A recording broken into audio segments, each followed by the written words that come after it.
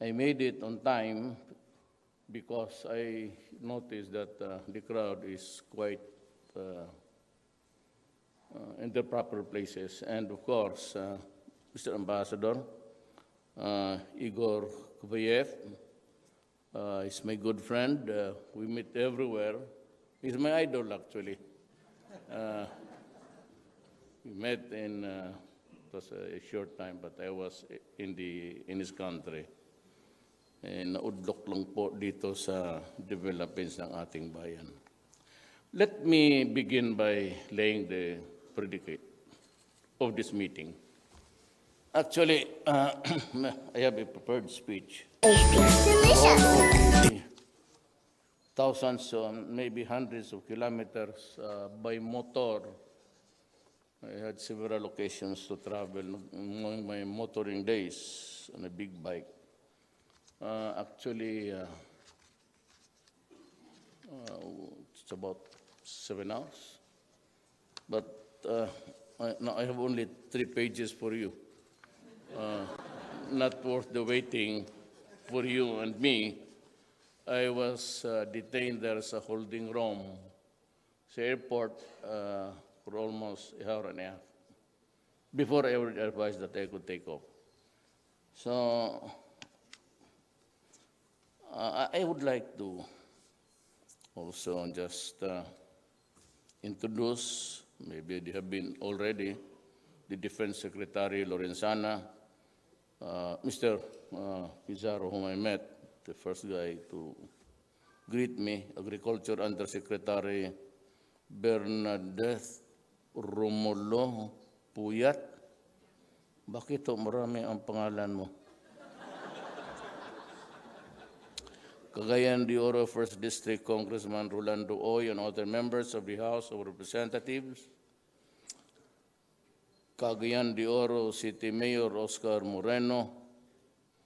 Every time I come here, he seems to be more handsomer, if there's a word. Baka sa babae, yan, walang iba.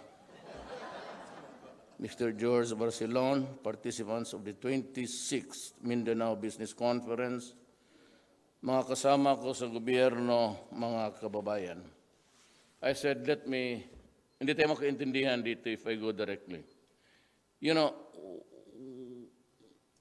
the predicate is, what ails Mindanao? Why is there a lag in the progress of Mindanao?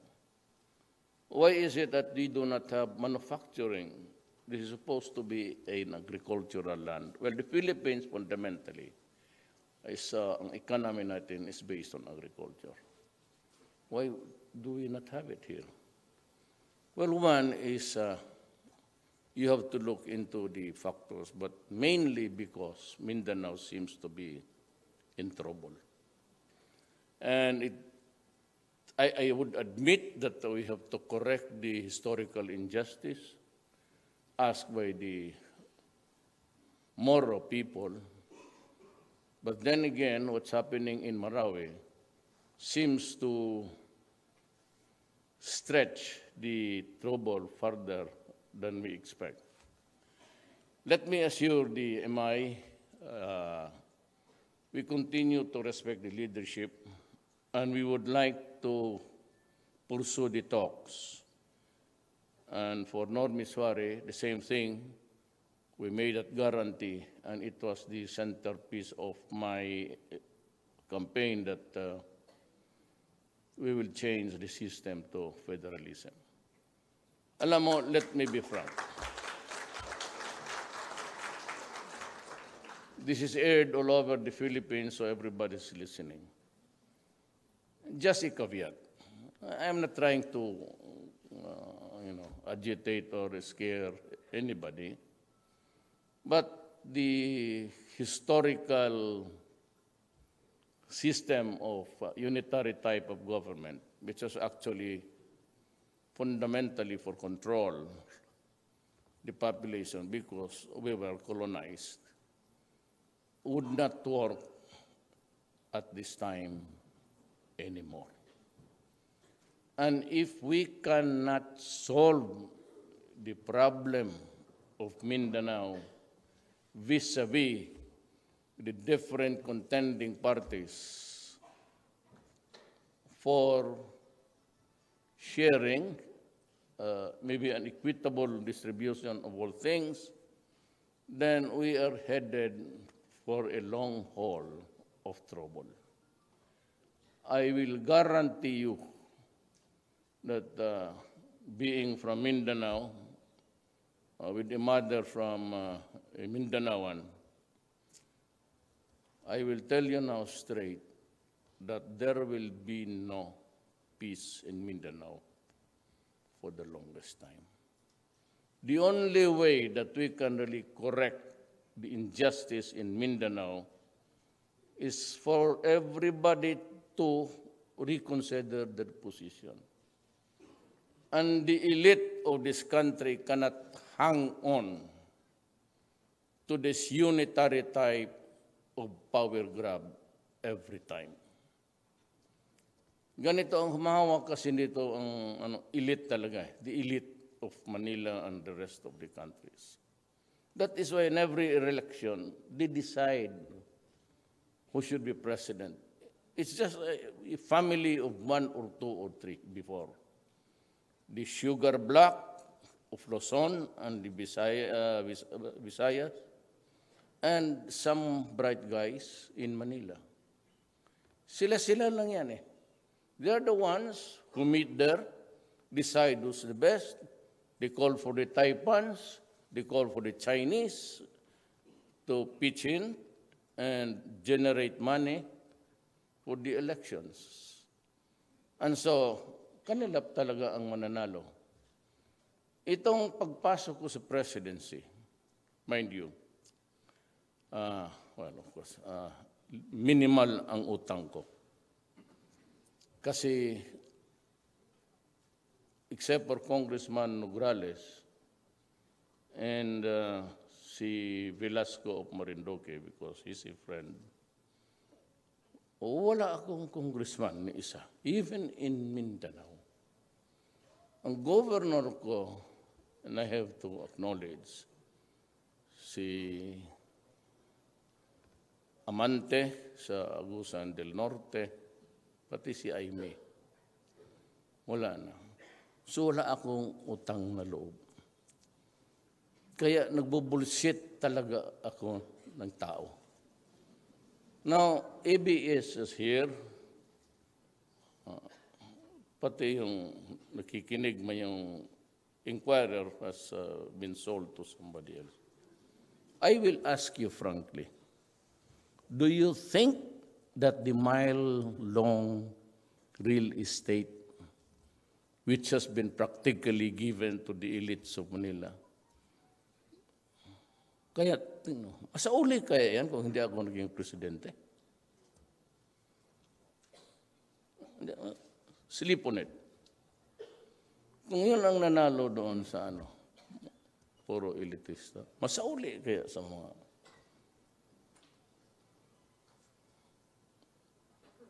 ang inquirer, sumubra.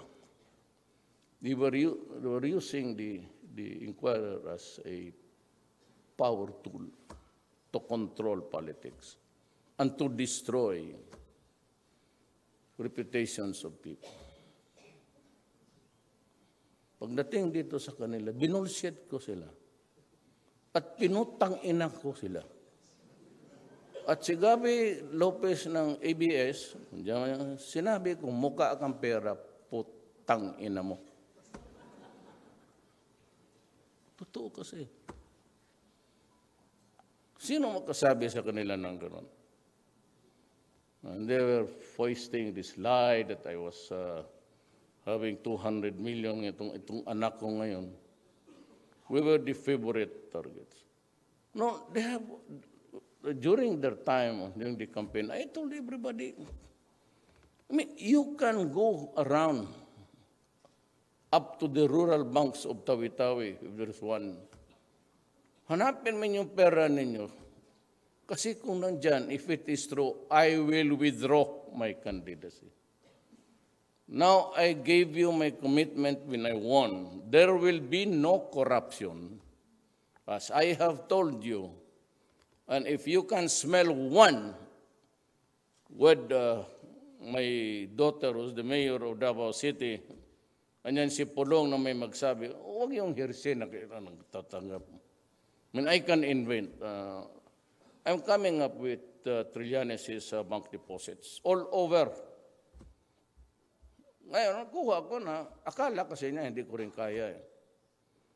So I am giving you in a few days the number of deposits that he has with Chinese joint accounts. It's all over. Hong Kong, Australia, America. Kaya sabi ko ako, I'm willing to resign immediately. I don't have the illusions of the presidency perpetuating in power. The left, isa pa rin. Diktador. Look, you ask me if I'm happy being president now? Telling you no. I'm no longer happy. But because I was placed there by a mandate with a sacred duty to run the country, I will just do it. I said, there will be no corruption, and everybody has to follow, including Mindanao.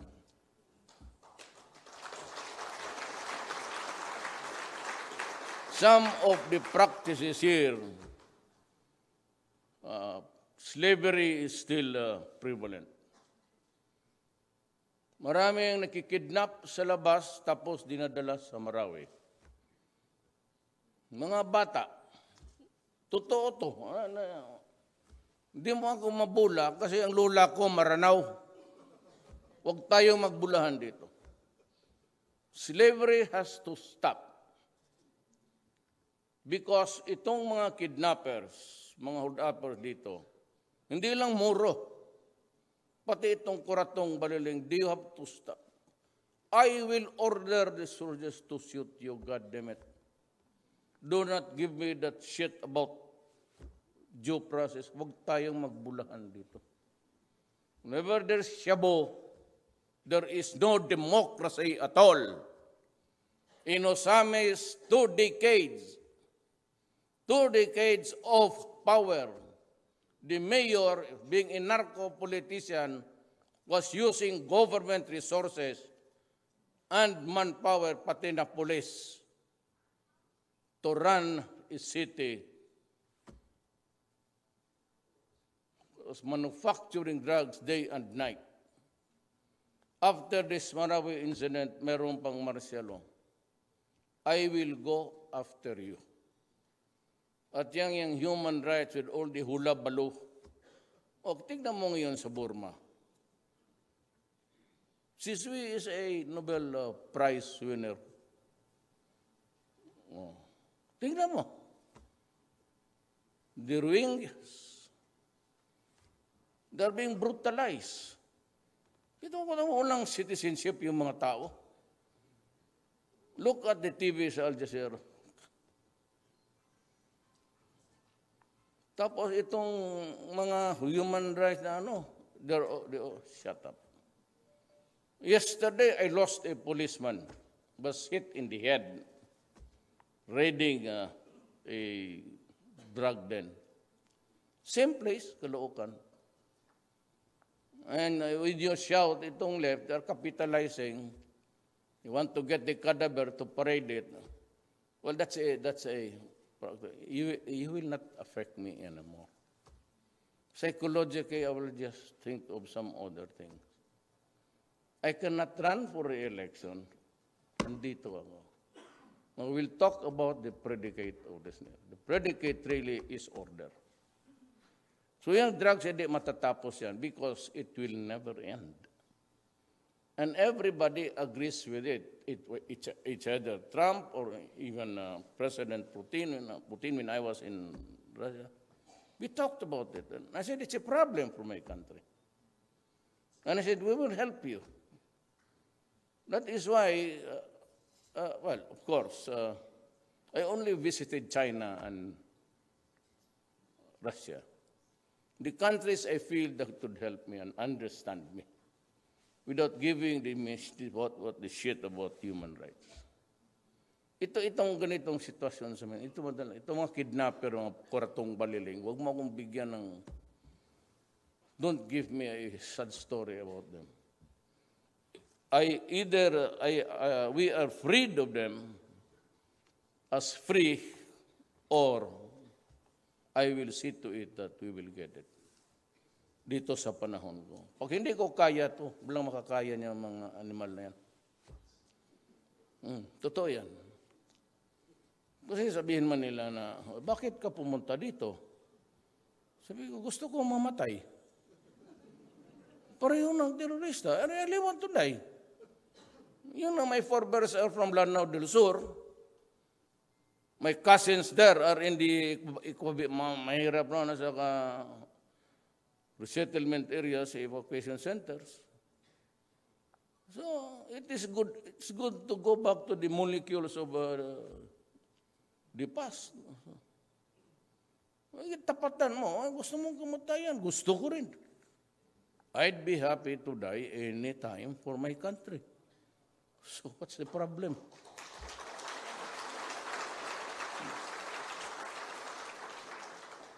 It's really law and order. Mindanao cannot progress.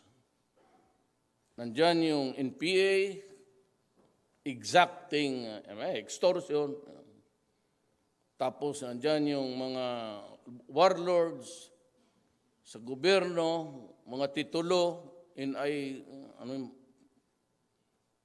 NICIP. Tapos nanyang dinar, nandiyan pang lang administration, 3 titulo sa gobyernong to, nag-i-issue ng land title.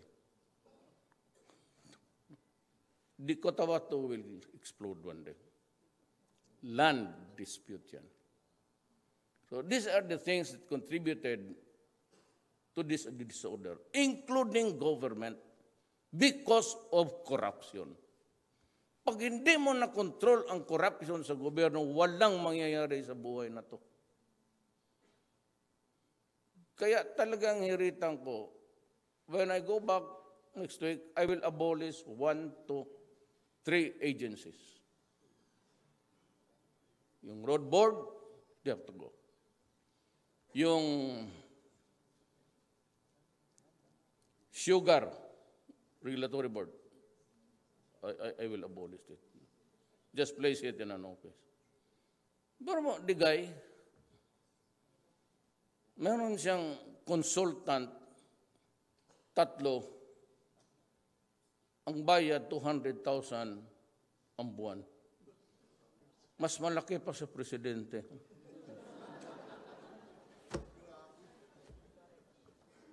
Sabi ko, I fired, but I will abolish them. I will suggest to Congress na abolish mo. You better, pati yung pera lahat isauli mo sa Congress. Let Congress decide. And I will tell Congress, be sparing in creating offices. Marami akong bagahe. Korupsyon dito, korupsyon doon. Hindi ko... And I have soldiers who are wounded seriously. Kulang ako sa pera.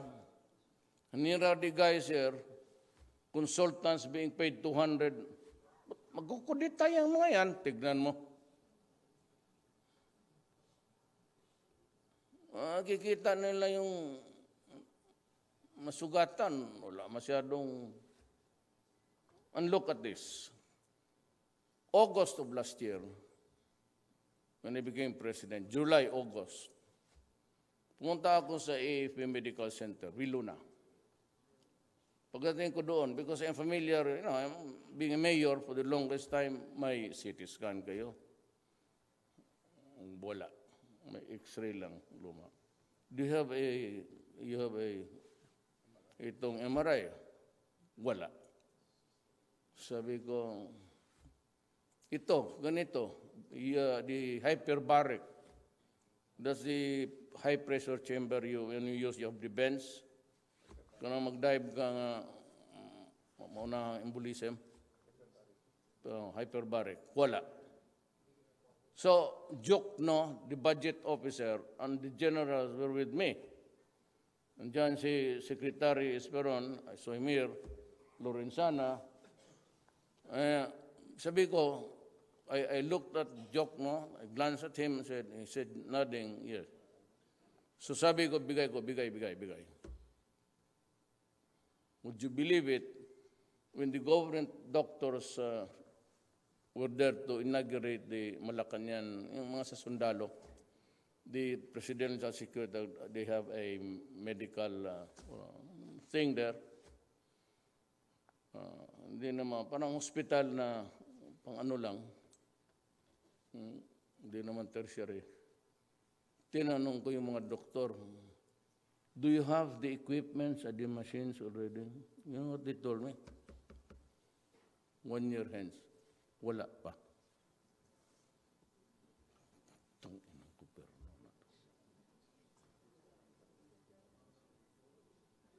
Gusto ko mag-resign na the exasperation.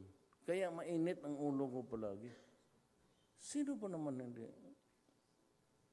Kaya yung hyperbaric helps control the spread of gangrene. When the soldiers are there and they are extricated about half the day, and there are open wounds, infection sets in, bacterial or otherwise. Pag hindi nadala ka agad yan doon, maputol talaga ang paa. And all we have to do is to bring him to a hyperbaric. Anak na. Kaya pabalik ako ng pabalik dyan. Sabi ko sa kay Congress, I don't know, but I specifically, I asked Senate President and the Speaker, kindly do away with procurement. Kasi yung procurement is the evil of them all. Kasi yung procurement na yan, na lowest bid, pabagsakan sila. Itong mga putang inan to, either they kabal or they agree na magpasok sila dito, may project dito, tapos may,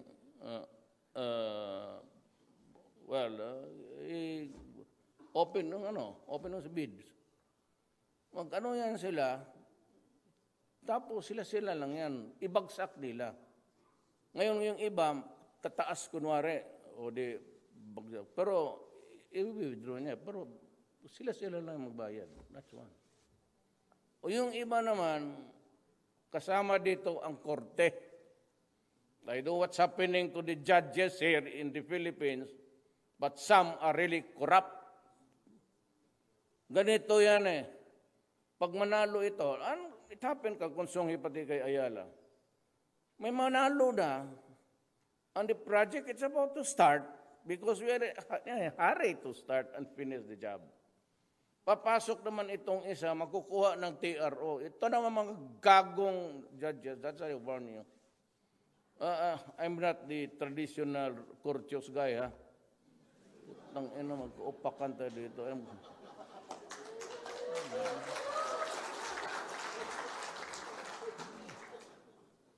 Kaya lahat binibira ko. Sabi ko, look, I will read. I'm a lawyer. I should know if you're a son of a bitch, I would know. Kaya, pati na si Ombudsman.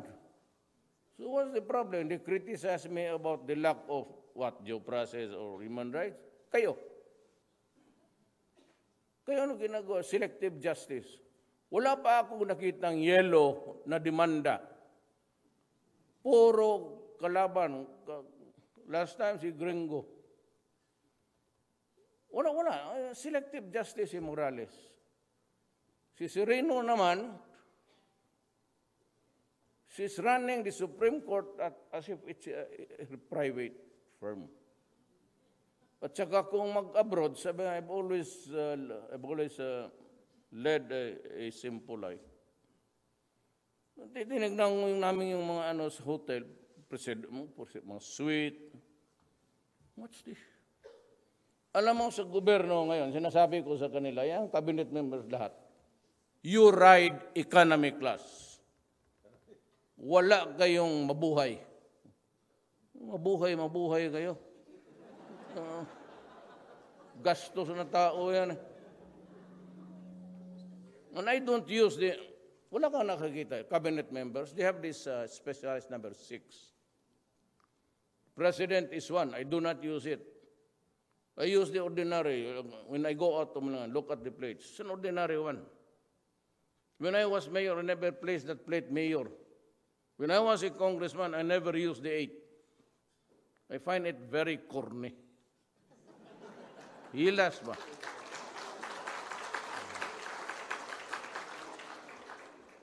Tapos itong mga high officials, they travel, suite, first class. Do not do that. What you should do if you're a government official, you want to travel, okay, get an economy. Then if you have the money, you buy, pa-upgrade ka ng. Otherwise, kukwestiyonin kita. Tatawagin kita sa Malacanang. Sabihin ko, ikaw pa may pera o wala o ano? Mayaman ka ba o mahirap? Kasi ako, hindi naman ako mahirap, hindi rin ako mayaman. So pareha tayo lahat dito. So why fuck with the money of the people? Yan ang predicate dyan. It's corruption sa government, then the law and order is affected. Yang Cotabato na yan, puputok yan, kay isang lote, 3 ang titulo. And somebody has to explain that. Otherwise, tignan mo, ano ang sunod na. The next plus point still in Mindanao. Ang akin lang kasi sa aking mga kadugong ngoro. We know the situation. We know that you're the original occupants. Pero lahat naman tayo, we belong to the Sri Visayas Empire. Kaya nga kayong mga Bisaya, if you listen carefully sa Tausog, maintindihan mo yung salita nila. So we are all Malay. Hindi naman namin kasalanan na migrate kami dito because pagkaalam namin ang Pilipinas, kasali ang Mindanao. So we are not really squatters here. Me, I'm of a mixed blood, then I tell you, let us understand each other. But we must also provide for our Moro brothers. Kasi nung wala talaga sila eh. Because when the American came, they granted homestead, if it's a corporation, 24 hectares. If it's an individual, 7. No Moro was given any piece of land. Kaya ganun. So you have to correct that. If you want a definite territory, fine. And that is why I continue to talk with the mainline revolutionary fronts. They also want peace. Pero kung ganito lang naman, yung iba, including the communists, season, gusto niya masunod ka. Kaibigan ko yung mga yan eh. But you know, when I became president, when I was in Davao, we used to talk. Yung mga sundalong NPA sa Mindanao, hindi yan kanila lahat. Iba niyan, Duterte faction. Tignan mo, when they start to calm down. I am negotiating with the big ones. Bumaba kayo. I'll give you a piece of land, I'll give you livelihood. Iwan mo na yung, we've been fighting for 50 years. You want another 50 years? You want to kill Filipinos for another 50 years? Yan ang gusto ninyo. Ayaw ko. I'm very hesitant really to kill my own brother. Pero kung gusto ninyo, bagbaga, marami man akong pulis, nakapila yan sa Aguinaldo dyan, araw-araw. Gahanap ng trabaho yung mga bugoy dyan na walang... Okay, sige, ikaw, magsundalo ka na. I am recruiting 20,000 new soldiers. And I will train them just to kill. That's war is all about killing. So hindi ko naman wala ng ibang kurso niyan, how to target your enemy. Yan ang gusto ninyo. If you want to talk peace, fine. But do not be too incessant. Yung sa gusto ninyo, kaagad-agad nandyan. Ang mga komunista. At I get a blame for the, natikio sila doon yung dalawang, I'm the only president na naglagay ng mga komunista dyan sa cabinet ko. Binigay ko pa DAR because that is closest to their heart. And DSWD, binigay ko rin sa left. Kasi makatulong eh. Pero ako pa, ako may pasangin na. Ako pang sinisisi. Sila na yung nagipag-away, daldal ng daldal. Ang gobyerno korap. Siyempre yung mga congressman nasasaktan yan. Hindi naman lahat ng congressman korap eh. May ilan. Pero hindi yan lahat. Most of them, wala akong, I could not even imagine one. Having said that, I will now read my speech.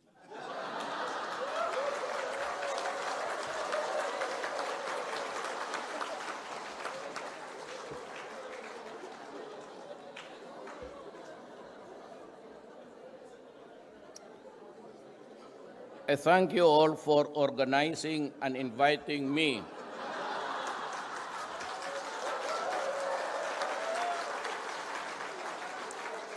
Sa totoo lang, pag nabalitaan ko na in other occasions and some in other places, if it's really not a viable thing to penetrate the clouds,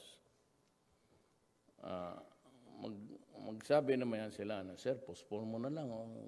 Kasi pumunta kami dito sa dagat. Nagsara. Balik kami, nag-ikot doon sa bukid. Dahil dito kami, diretso na sa hindi na dumaan ng poblasyon. Diretso yung target na ng chopper. Had it been some other kind of activity, in some other place, ma'am, I would have just, understand. It's the weather, and simply it's dangerous to be navigating. Kasi pababa na yung clouds eh. So hindi mo na makita. And the helicopters can only fly so much. And there are mountain ranges. Were it not for the fact, really, that Cagayan de Oro is full of beautiful women.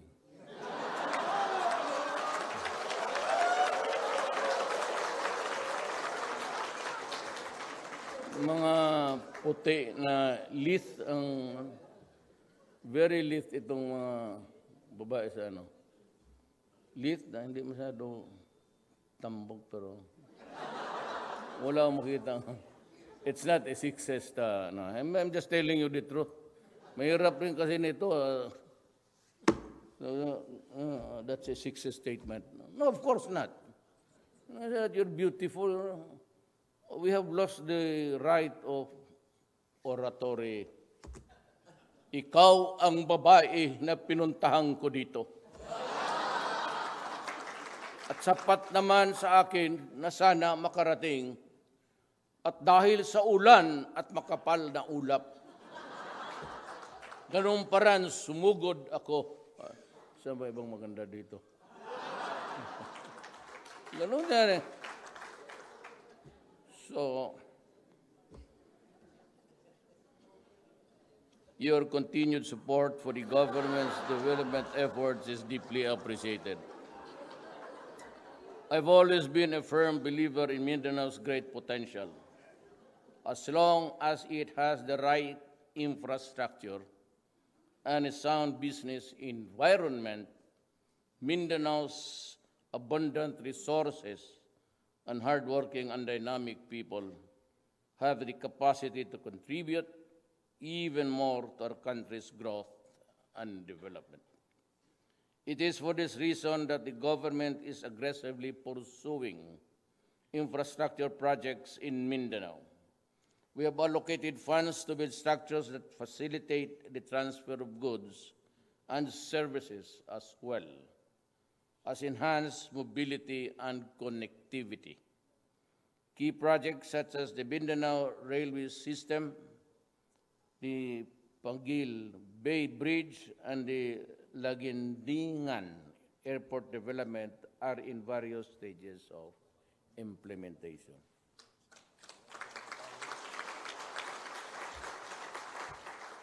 To secure Mindanao's important role as the country's food basket, government is actively providing assistance in the production of high-value crops and the development of agricultural products and marketing of its goods, among others.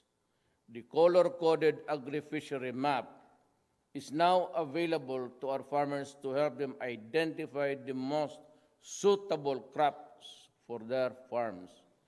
This will be continuously improved with new data and tools to provide more information for our farmers and fisher folks. All you have to do is just to look at the map. Itong itanim mo dito. It's actually, it's simply stated, it's the soil analysis of what suits what, the appropriate tanim mo. However, our efforts to promote business, trade, and investment in Mindanao will be in vain if we cannot ensure stability and order, as well as secure just and lasting peace in the island. That is why the government is intensifying the fight against illegal drugs, crime, and corruption, even as it creates a more enabling and nurturing business environment in Mindanao. Government remains firmly committed to wiping out local terrorists and other threats groups that continue to hinder our peace and development efforts, especially the ISIS-inspired ones who have attempted to take over the city of Marawi. I assure all investors and businesses in Mindanao that the government will do everything to make sure that Marawi City recovers and it will rise again as a thriving and flourishing city. Government is now expediting preparatory talks for the implementation of the Marawi City Rehabilitation and Reconstruction Plan to see to it that this will really happen. While we have a big and grand plans for Mindanao and our country, all of these will not succeed without the help and participation of the private sector. I therefore ask everyone in this conference to continue supporting the government programs and initiatives. Rest assured that the government will continue listening to your inputs and suggestions. With your cooperation and our people's support, I am confident that we will create a more prosperous and progressive Mindanao. Salamat po.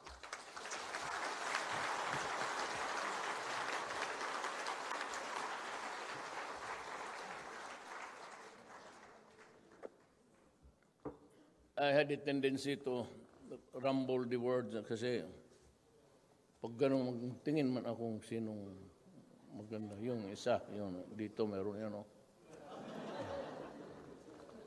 Si Kuan.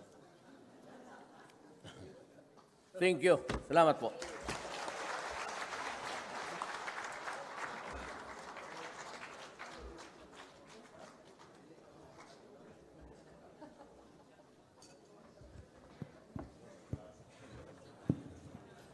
Thank you very much, President Rodrigo Roa Duterte, for your uplifting message. And now may we request the President for a photo opportunity.